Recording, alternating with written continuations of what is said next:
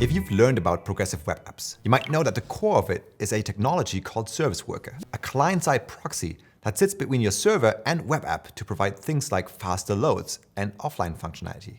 But what if you build the most amazing progressive web app and nobody discovers it? The problem with service workers is that they won't make your first page load fast. On a cold start, your service worker will only activate on the second page load. Even though the service worker API allows you to cache away all of your site's assets for an almost instant subsequent load, like with meeting someone new, it's the first impression that counts. If the first load takes more than 3 seconds, our latest DoubleClick study shows that more than 53% of all users will drop off. Don't feel too bad though.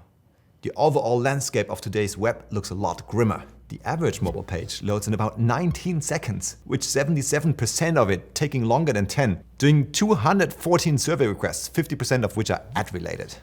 Yeah, take a moment to wipe away your tears. Turns out we found a solution for the first page load.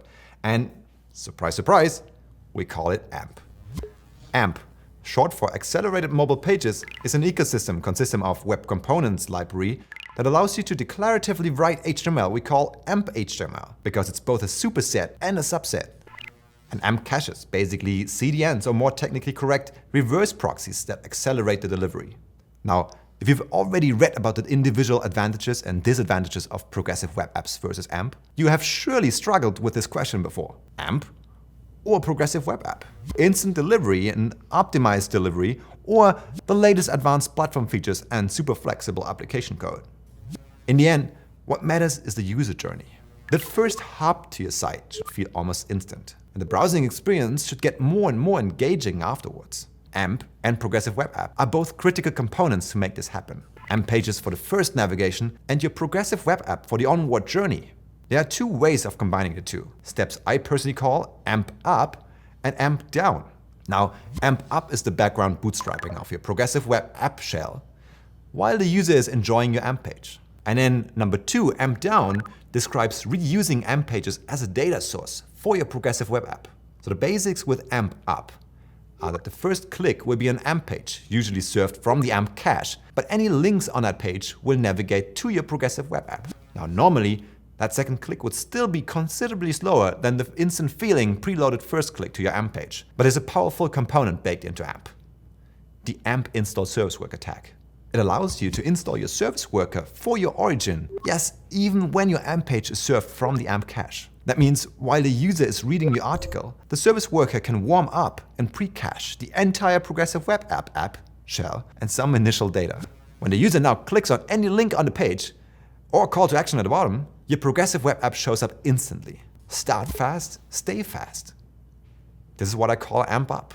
But now you're in the progressive web app, and chances are most of you are using some Ajax-driven navigation that fetches content via JSON. Now, you can certainly do that, but now you have this crazy infrastructure needs for 2 completely different content backends, one generating AMP pages and one offering a JSON-based API for your progressive web app.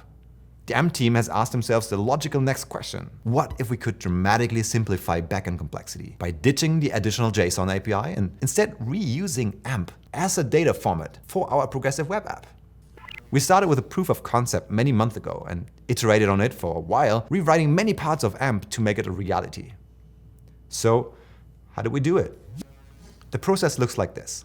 The progressive web app hijacks navigation clicks, then does an Ajax request to fetch the requested AMP page. Third, puts the content into a new shadow route. And fourth, tells the main AMP library, hey, I have a new document for you, check it out. Which in other terms means calls attach shadow docs on the runtime. And then you have things like shadow slots and advanced CSS classes to insert advanced widgets and functionality into your AMP pages from the progressive web app. Now, of course, you can do that last step manually by regexing the source of the AMP page, but the key is that the above is easy for everyone. Okay, finally, time for an even more advanced pattern I call AMP Konami code, because it's up, down, left, right, all the things. So we have a pretty good experience now. But if you're in the progressive web app, copy a link and share it on Twitter, that link will open the progressive web app directly. And for a new user who doesn't have a warmed up service worker cache, it won't feel instant. That too is a problem we can solve in the final step of our development journey. Instead of creating a separate URL space for the progressive web app, for instance, pwa.yourdomain.com/article, like we did before, We reuse existing AMP URLs to load the progressive web app on the site's origin. All we need to do for this is to listen for navigation requests in the service worker. Then, instead of serving a cached AMP page, we serve the cached PWA shell, which then does an XHR to fetch the requested AMP doc. This means that in just one request, your progressive web app will show up along with the requested content. Best of all, we now progressively enhance our AMP pages with our progressive web app, ensuring that no matter what, your users will get a super fast experience. For browsers that do not support Service Worker, they'll simply see AMP pages. So now one additional thing we built is called fallback URL rewriting. And this means that even for browsers that do not support AMP caches, we give you the ability to rewrite links to another URL space that is a fallback URL for your progressive web app. And there you got it. We successfully combined AMP with a progressive web app. And now the user always gets a fast experience, no matter what. Your site is progressively enhanced, you have less backend complexity because you have just one data source, and profit from the built-in performance of AMP everywhere, even in your progressive web app. Before I leave you, keep in mind this is just one pattern to build sites, and won't work for everyone. You probably shouldn't build the next Airhorn or Gmail with it, but focus on sites that have lots of leaf nodes, individual sites with static content. By all means, find out if the pattern is the right one for you and feel free to get in touch to discuss. Check out our React-based demo and learn more about AMP and progressive web apps individually on ampproject.org and developers.google.com/web. I can't wait to see what you will build.